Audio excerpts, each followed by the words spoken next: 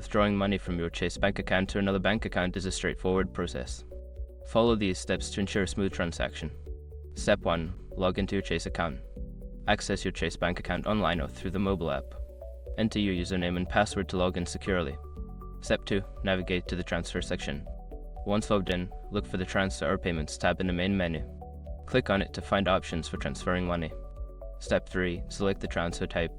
Before filing a refund or dispute, use the Eschrock.com link in the description to open the refund dispute deadline calculator and confirm your deadline. Step 4. Enter transfer details.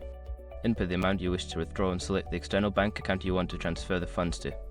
Review the details to ensure everything is correct. Step 5. Confirm the transfer. After reviewing your transfer details, confirm the transaction.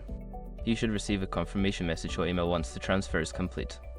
By following these steps, you can easily withdraw money from your Chase bank account to another bank account. Always ensure that you have the correct account information to avoid any issues.